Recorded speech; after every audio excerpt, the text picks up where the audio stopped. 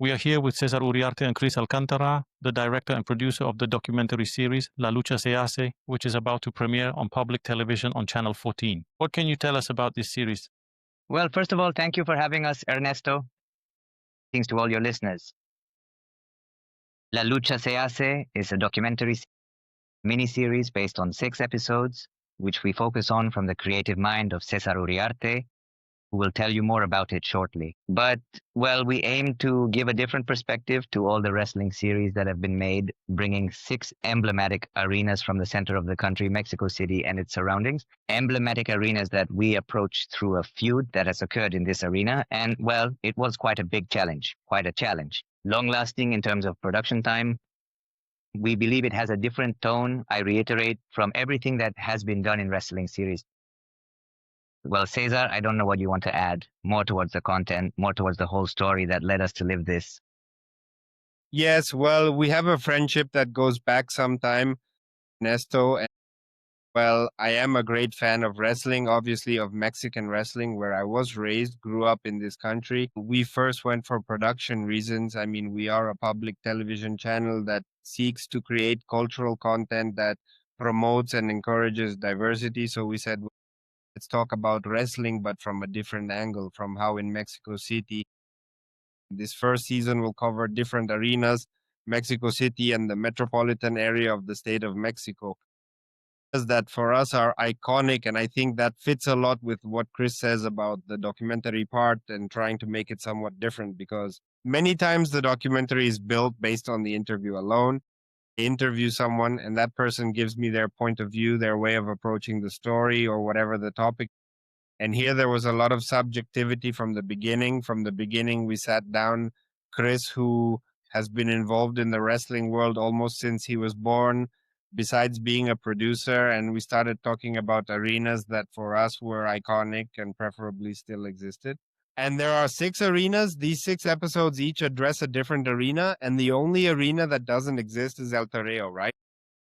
And as you have mentioned in countless interviews, Ernesto, that sometimes we live off the past glories of El Toreo without even having experienced that. I was quite young, but I clearly remember Vampiro, and I remember Canek as a symbol of serious Mexican wrestling, of that which validated wrestling or gave it authenticity, and that we could send him to represent us in other countries and face the greatest stars or have the greatest stars, and that the biggest stars would come to Mexico, like Inoki and others.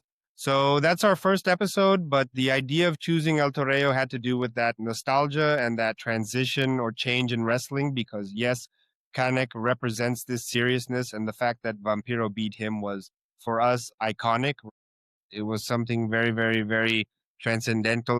Of course, there is a whole part, let's say, of the business, of the way of doing and carrying out wrestling that now in adult life one understands, right? But as a child, it was astonishing that something like that could happen.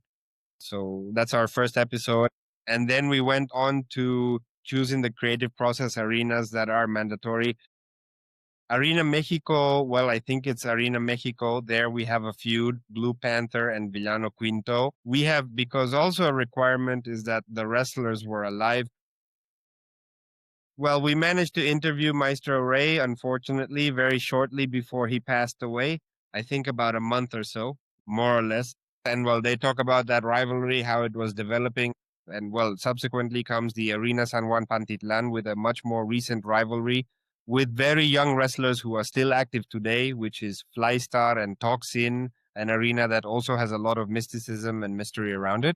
Next is the Lopez Mateos, an arena also with a lot of tradition.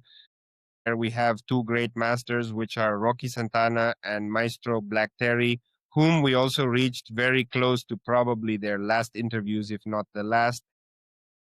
And the 5th arena is the Arena Coliseo, where we wanted to make a twist in relation to the arena and the rivalry. I believe the Coliseo has iconic rivalries. They talked to us about Black Shadow and El Santo, about the unmasking and so on. And we looked for a recent feud that was also a rivalry that developed in 2 matches, which was the tag team championship match of Villano Tercero Jr. and Hijo del Villano Tercero versus Espanto and Akuma.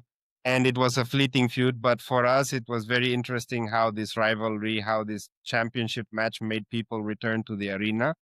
An arena that you, Ernesto, can tell us better, but perhaps it's one of the few in Mexico City.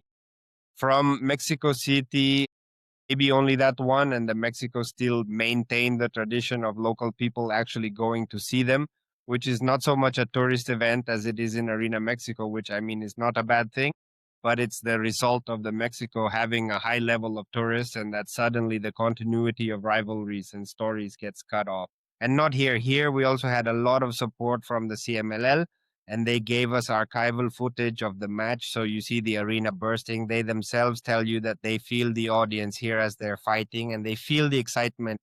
And that point about the audience is important, and I'll get back to it in a moment. Then comes the sixth, which was better said, the Arena Azteca Budokan. This arena of family tradition of the Moreno dynasty from Acorazado to now Rosie and her sisters. And there we met two extraordinary characters who are Rosie Moreno and Lady Apache. And that further motivated us to make a second season that revolves around women's wrestling and all the facets it can have, or several of those facets. And just to wrap up this long comment, the subject of the audience really is important, because in each of the arenas, we looked for someone or some people to talk to us about their experience as spectators watching the wrestling and what that arena represents for them. In the case of El Toreo, it was a point of location. In the case of the Mexico, it's tradition. In the case of the Coliseo, it's home, a very nice part, and some testimonies there from people who say, well, before I used to come on Tuesdays, it's no longer on Tuesdays. I had to change my whole life itinerary to come on Saturdays. It's Saturday. There are matches. I mean, instead of turning on the TV, I come to the matches. People from the neighborhood, from La Lagunilla, from Colonia Morelos, neighborhoods of the historic center of Mexico City. So that's it. We seek to create a choral narrative.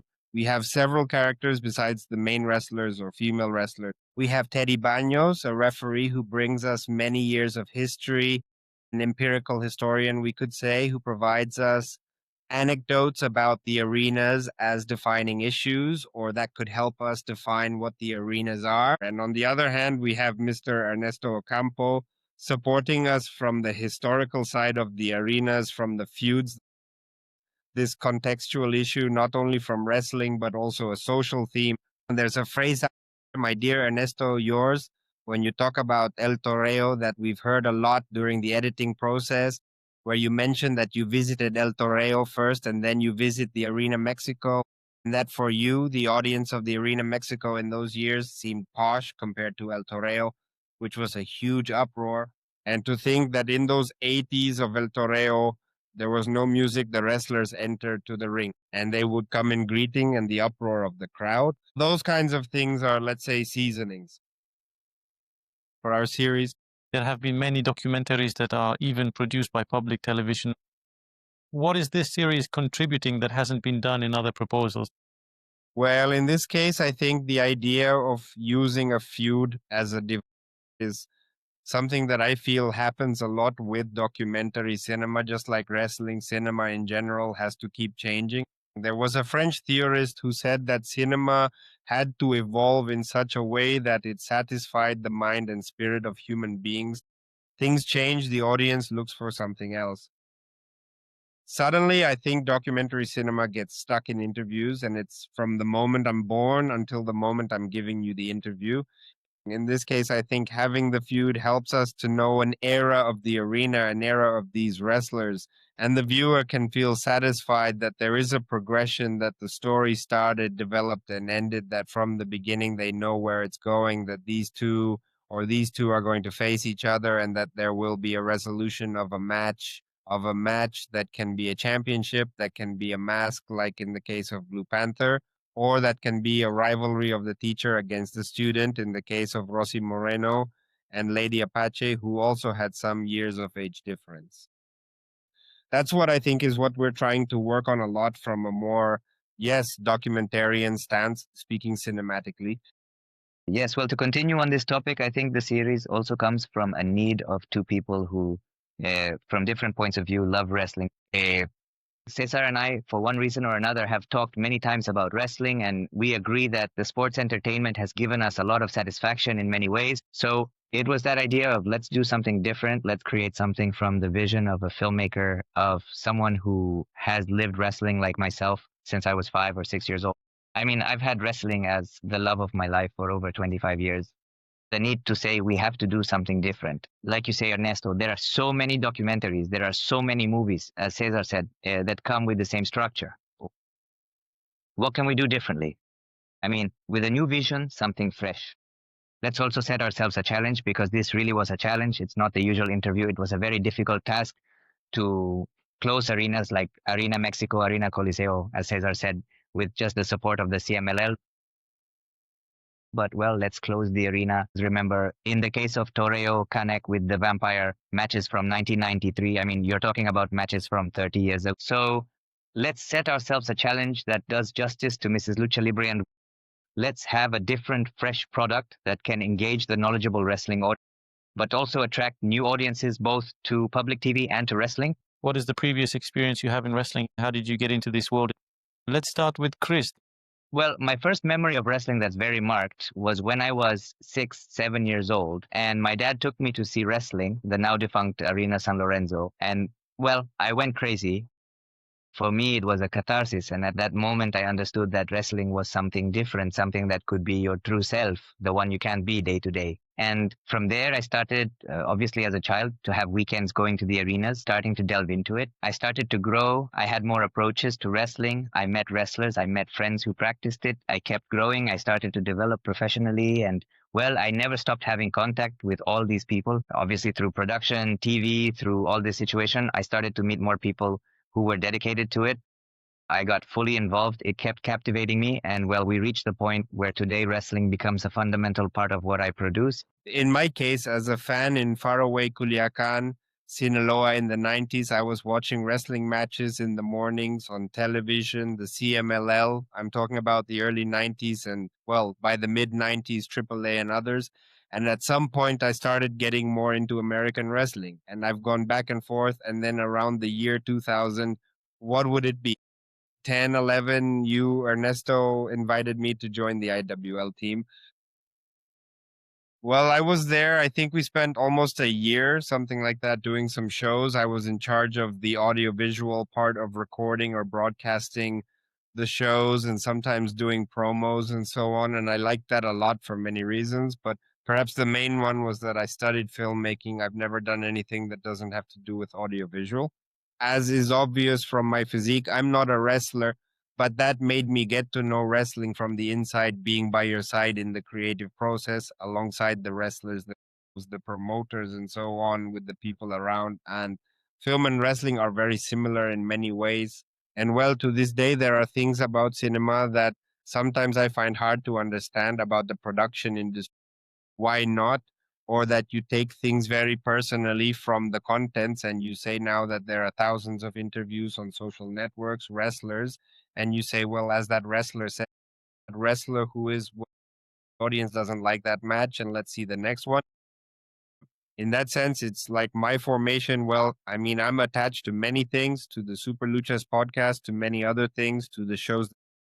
To this day, I keep watching as much wrestling as possible. I have an attachment for sure, and I use the full meaning of the word attachment, an emotional connection to wrestling from the 90s and many things from the 90s because that's my childhood.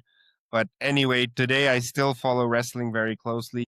The production of this documentary took a little over a year or so, and it has also been a very complicated year in terms of the Mexican wrestling industry because there have been many changes. How have these changes influenced the production of the documentary? Yes, well, as you mentioned, it was a year of many ups and downs in emotions for Mexican wrestling. The purchase of AAA came to shake up the industry a lot. So, well, since we planned the pre-production, we were figuring out where to start. Even though Cesar, with your support, Ernesto, and myself, know many people within the industry, it's about how to reach these people from the public television side, how to say, hey, Arena Mexico, let me come in to record for 2 days at Arena Mexico, 3 days at Arena Coliseo, when Netflix comes and pays a fortune and we don't have resources. Producing a documentary series like this from public television and with all the changes in the industry was, as I reiterate, a very fun challenge. Personally, a very fun challenge.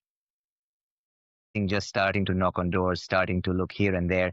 How do I get to such iconic wrestlers as the Vampiro, who obviously, whether people like it or not, came to define an era in wrestling? How do I reach people connected to him? How do I reach Las Maestras, Rosie Lady? How do I go to the people at Arena Lopez Mateos to ask them to close? So all these changes, what the challenging industry we were in, every day brought a new challenge. Getting to the wrestlers, coordinating schedules, closing arenas, going out to film the audience. So really, I can say openly that without Cesar's support, without your support, Ernesto, who also opened many doors for us, the series would have taken longer than the year it took to complete. It was a challenge. The industry changed. The series with it also had to undergo some changes. Cesar? Yes, we started filming it, if I'm not mistaken, at the end of May last year. That's right. In terms of time length, it wasn't that long because it's 6 episodes of 15 minutes each. From writing, researching, filming, editing, post-production. We at the channel, I mean, practically private streaming platforms too, but we have a review process. There's an editorial board above us that reviews us, that gives us important notes, because sometimes you get lost in subjectivity, and more so us being big fans. The term fan I don't love, but being followers, well, of wrestling, we could get lost. So with everything, all these processes, we did achieve it. And yes, things changed. What Chris mentions about Vampiro, well, that changed quite a bit, because I think at that time he still wasn't in AAA, or he was coming and going from AAA. We caught him at a very peculiar moment. He was totally accessible. But at that time, he was working for the government of Monterrey, for the city council. Master Connect 2. So with each person, we found a different profile. And from the production standpoint and these periods, we feel that as a team, because it's not just Cristo, Ricardo Cabrera, Oscar Mellado, Maggie, Margaret Soto, Braulio Oliver, Chris Hernandez, and the channel's sound post production team. We really like the project. I think at some point we found a bonding, a union that we already had as friends, work colleagues. But in this case, it was to tell a story, those clashes of time, because we couldn't get Lady Apache, who was in Dubai, was Qatar or something like that. She was doing shows. I think Rosie was in Japan. She was coming back with to visit one of her sons, and then returning with another of her sons. Then the teacher got sick. We waited for her. And when we did the last interview, we had already closed all the episodes. Only she was missing. And she told me something very cool when I arrived. She said to me, I mean, I'm going to quote her. Hopefully the teacher doesn't get mad, but she said, my son, let's see if you don't ask me the same stupid questions as everyone else. Okay. But it was like a funny game, like a challenge, like a sports challenge, although in this case it wasn't. Well, as a result of that, I think it was, in my opinion, one of the best interviews we had. So very happy. Yes, it was a long journey, but it's worth it. And how do you all come out changed from this production? Well, personally, I reiterate, I've spent many years immersed in the world of wrestling, but I think I've never produced previous wrestling projects, but I've never done something, I want to call it, with the justice this sport deserves. I come out with a renewed vision of wrestling, with more love for it, eager to, as Cesar said, this was the first season, to come with the second season, to continue telling wrestling stories through what Cesar and I can do. I come out with more love for the sport. Well, it has also renewed our love for wrestling. When we did the interview with Maestro Raimundo, with Villano Quinto, we did it in his office in the Ahorro Postal Independencia neighborhood here in Mexico City. And when we arrived, the maestro had a patient. As you well know, Ernesto, you've documented it. He was already dedicated to acupuncture. He had retired from wrestling and had his office. And our surprise was that his office was very small. And when he came out without the mask and all, I mean, we all knew him. He comes out and says, wait a moment, guys, because I have a patient, but with a huge level of kindness and paternalism, right? We don't look that young anymore to be treated like that. But when we went in, I asked him to put on the mask, right? Because it was part of the interview dynamic. And as it progressed, he opened up a lot. I was doing the interview and he broke down a couple of times. Early in the interview, he told us he was very sad that just 2 months ago, his wife had passed away, his second wife, who was the daughter of Rene Guajardo, right? Chelita, I think her name was Chelita, and he told us about it and broke down. And on my side, it was like, no, well, I have to hold it together, right? So that the maestro wouldn't break down any further and this wouldn't end in a sea of tears and we wouldn't be able to understand what we were talking about. And so we wouldn't have wasted the maestro's time in vain. It went on. And toward the end, we had a question that's in every episode of the series. What wrestling gave to you? And he said something with his stomach in his chest. The emotion was coming up. He said, no, well, wrestling took a lot from me.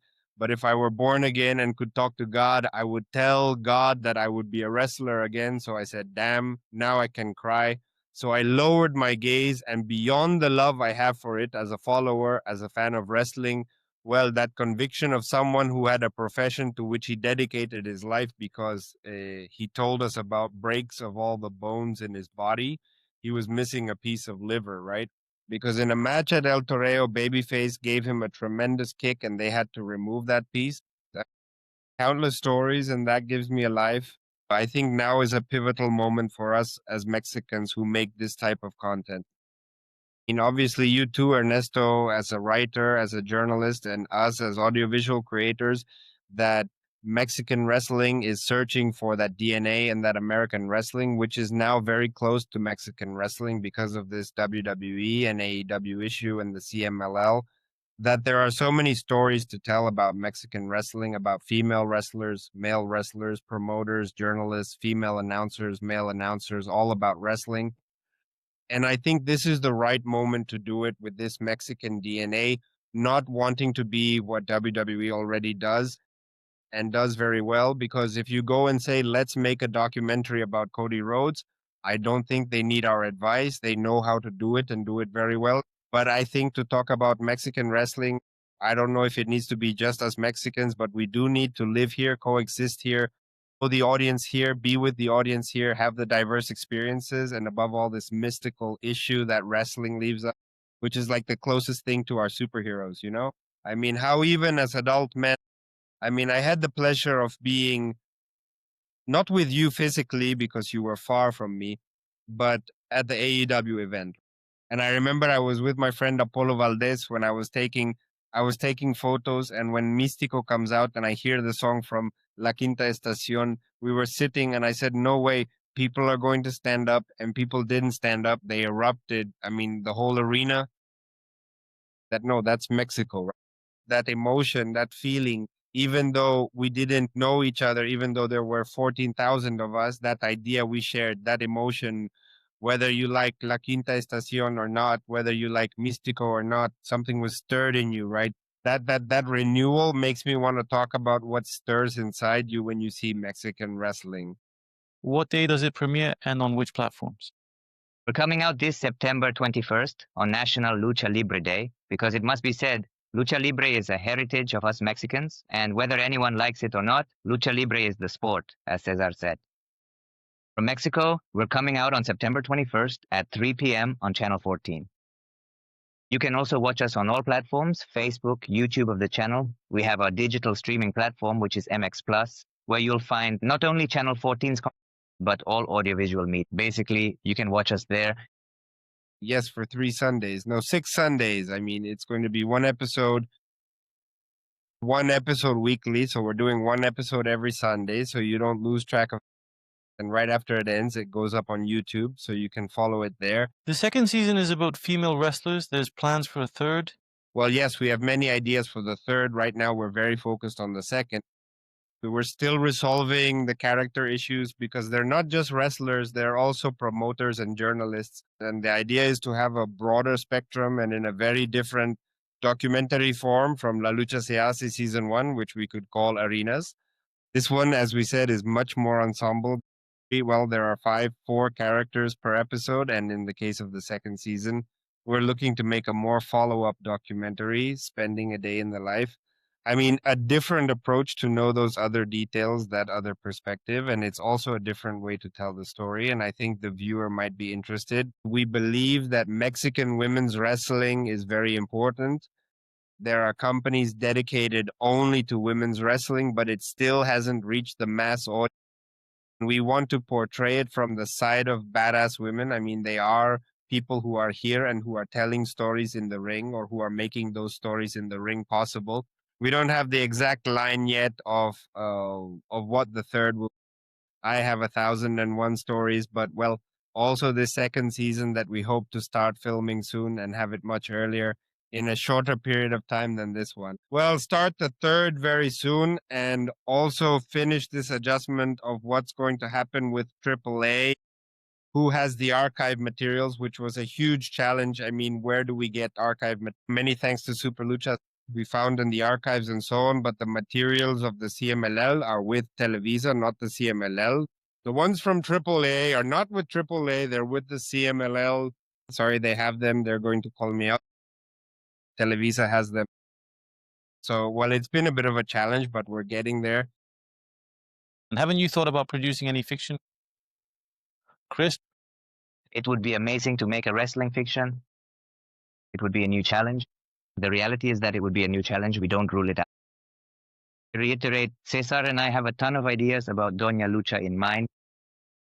We exchange a lot of words. We go through many interviews. We watch videos. So honestly, we shouldn't rule it out. Right now, as Cesar says, we're very focused on the second season, the challenges it entails, but also on the satisfactions we want to have by talking and portraying everything that women's wrestling can contribute. We are in a historical change in the country, so women's wrestling is also experiencing this historical change. So for now, we're going to focus on the second season, but we're not closed off, and let's see what we can get out of a fiction, a feature film for Lucha Libre. In my case, when it comes to fiction, I do have several ideas. You've been working on one, my dear Ernesto, which is a period story and so on, about the origins of wrestling in Mexico, about a very important character. I think there's vital material there that maybe, I mean, it's something we've talked about. It would be worth starting as a documentary to introduce that information first to that smaller audience, which is the wrestling fan audience, but who watch audiovisual content besides wrestling. And that a fiction, well, by nature, I mean, although I really like documentaries alongside fiction, but fiction cinema does have a greater reach, right? And well, the other doesn't exist. It's just an emotion, it's a feeling. I think you're also a big fan, Ernesto. I think Chris too, of The Legend of a Mask, of the Master Pepe Bill. I love that movie. I love the atmosphere of that movie. Well, I've always thought that a movie with that film noir atmosphere that has to do with wrestling, well, they go very hand in hand. There's nothing on paper yet, but there are ideas and enthusiasm. So it's just a matter of it gradually materializing. Thank you very much for the interview. Is there anything else you'd like to add, Chris? No, just gratitude to you, to Super Luchas for the space, for everything provided for the series. Don't forget to follow the series La Lucha Se Hace. Watch it, you'll love it, and truly, it's a different perspective on wrestling. Yes, well, I'll add to what Chris said. Thank you, my dear Ernesto. Thanks to the whole Super Luchas team.